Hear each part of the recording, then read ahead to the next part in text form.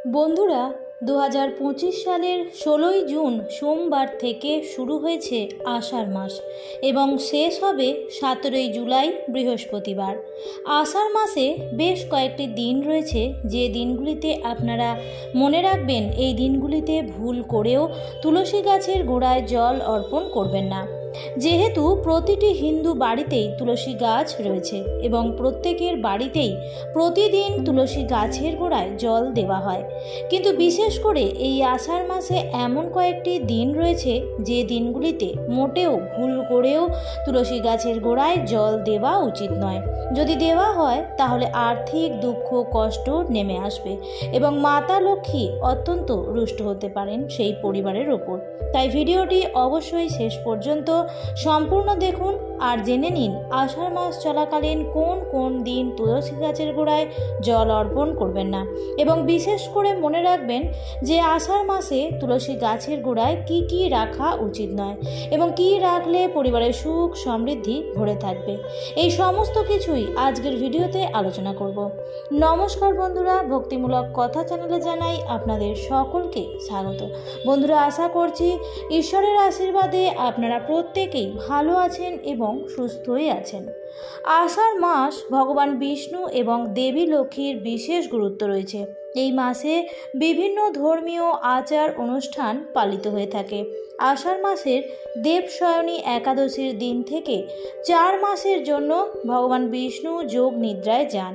সেই কারণে দেবশয়নী একাদশী থেকে 4 মাস বিয়ে, অন্নপ্রাশন, গৃহপ্রবেশের মতো কোনো শুভ অনুষ্ঠান করা হয় না এবং এই মাসে গুরু পূর্ণিমার মতো গুরুত্বপূর্ণ তিথিও রয়েছে। এই মাসে গুরু পূর্ণিমা পালিত হবে 10ই জুলাই বৃহস্পতিবার দিন। এছাড়াও এই মাসে রয়েছে অম্বুবাচী, এই মাসেই রয়েছে বিপত্তারিণী পুজো এবং রথযাত্রার মতো পবিত্র তিথি। তবে মনে রাখবেন এই সমস্ত দিনগুলিতে কি তুলসী গাছে জল অর্পণ করতে পারবেন? শাস্ত্রে কি বলা আছে জেনে নিন। হিন্দু শাস্ত্রে তুলসী গাছের অনেক উল্লেখ রয়েছে। মনে করা হয় গৃহের প্রবেশদ্বারের সামনে তুলসী গাছ রোপণ করলে সংসারে সুখ শান্তি বজায় থাকে। প্রতিদিন ভক্তরা সকালে স্নান সেরে তুলসী গাছে জল দিয়ে থাকেন এবং সন্ধ্যাবেলায় প্রদীপ দেখিয়ে থাকেন। আষাঢ় মাসকে স্বয়ং বিষ্ণু দেবের মাস হিসেবে মনে করা হয়। এই মাসে শ্রীহরির উপাসনা করলে তিনি অধিক প্রসন্ন হন এবং কাঙ্ক্ষিত ফল লাভ করা যায়। আষাঢ় মাসে যে 2টি একাদশী রয়েছে, একটি হলো যোগিনী একাদশী এবং অন্যটি দেবশয়নী একাদশী। শাস্ত্র অনুসারে এই যোগিনী একাদশীতে উপবাস পালন করলে 88,000 ব্রাহ্মণকে ভোজন করানোর সমান পুণ্য ফল পাওয়া যায়। ব্রতটি পালিত হচ্ছে 22শে জুন রবিবার দিন। তাই আপনারা অবশ্যই ভগবান শ্রীকৃষ্ণের সব ভক্তরা এই দিন ব্রতটি পালন করুন। এবার বলি এই দিনটি আপনারা তুলসী গাছে জল দিতে পারবেন। শাস্ত্র কি বলছে তা অবশ্যই শুনবেন। প্রথমেই বলি, আপনার ঘরে যদি তুলসী গাছ না থেকে থাকে তাহলে এই আষাঢ় মাসে বৃহস্পতিবার দিনের মতো পবিত্র দিনে তুলসী গাছ এনে রোপণ করতে পারেন। তুলসী গাছের গোড়া কখনোই শুকনো রাখতে নেই। এটি গাছের স্বাস্থ্য এবং বাস্তুশাস্ত্র উভয় দিক থেকেই অশুভ বলে মনে করা হয়। তাই তুলসী গাছের গোড়া সব সময় ভিজিয়ে রাখা উচিত। তবে মনে রাখবেন সপ্তাহের প্রত্যেক দিন কিন্তু তুলসী গাছে জল দেওয়া উচিত নয়। সপ্তাহের মধ্যে রবিবার দিন তুলসী গাছে জল দেওয়া উচিত নয়। রবিবার হলো সূর্যের দিন। বাস্তুশাস্ত্র মতে রবিবার তুলসী গাছে জল দিতে নেই। এই দিনে ভুলেও তুলসী গাছ স্পর্শ করবেন না এই আষাঢ় মাসের প্রত্যেকটি রবিবার। এমনকি রবিবার দিন তুলসী পাতাও ছিঁড়বেন না।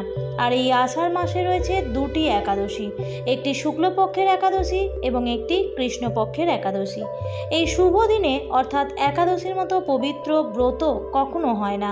তাই শ্রীমতী তুলসী দেবী বিষ্ণুর জন্য নির্জলা একাদশী ব্রত পালন করে থাকেন। তাই অবশ্যই এই একাদশীর দিন তুলসী গাছে জল অর্পণ করবেন না।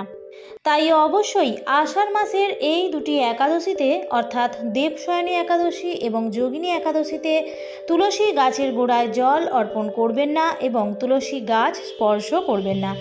আর জেনে নিন পূর্ণিমার দিন কি জল দেওয়া উচিত, অর্থাৎ আষাঢ় মাসে যে গুরু পূর্ণিমা রয়েছে সেই দিন আপনারা তুলসী গাছে জল অর্পণ করতে পারবেন।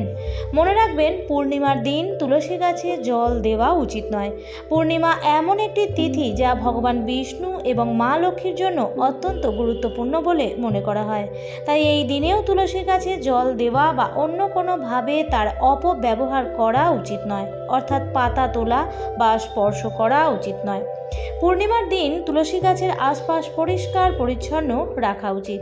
আর অবশ্যই দেবশয়নী একাদশীর পর চতুর্মাস্য ব্রতের শুরু হয়। তাহলে কি চতুর্মাস্য ব্রতের সময় তুলসী গাছে জল দেওয়া যাবে? কিছু বিশ্বাস অনুযায়ী এই সময় তুলসী গাছে জল দেওয়া উচিত নয়। চতুর্মাস্য ব্রতের যে রবিবার এবং একাদশী এবং পূর্ণিমা রয়েছে 4 মাস, এই 4 মাসের এই দিনগুলোতে জল দেওয়া উচিত নয়।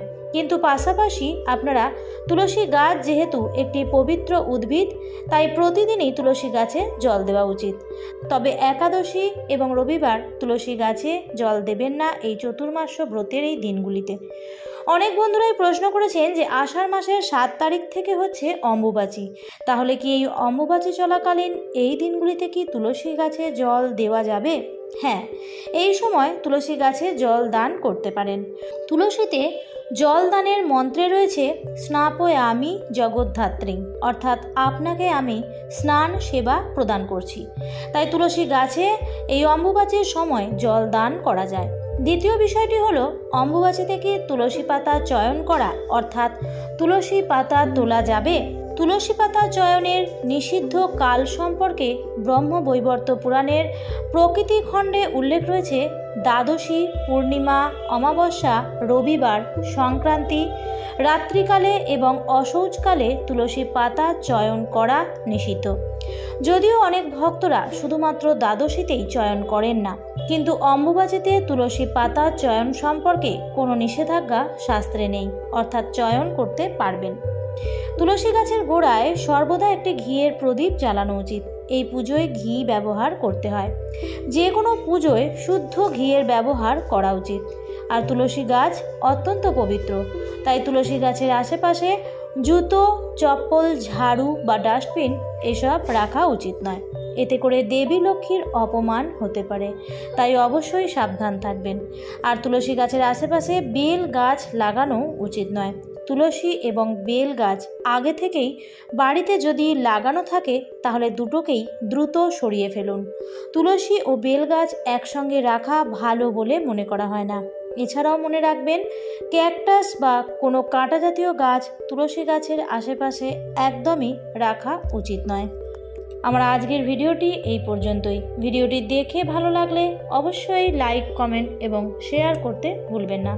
আপনি যদি এই চ্যানেলে নতুন হয়ে থাকেন তাহলে অবশ্যই চ্যানেলটিকে সাবস্ক্রাইব করে পাশে থাকা নোটিফিকেশান বেল আইকনটি অল করে রাখবেন। আবার দেখা হবে পরবর্তী নতুন ভিডিওতে। ভালো থাকবেন, সুস্থ থাকবেন। ধন্যবাদ।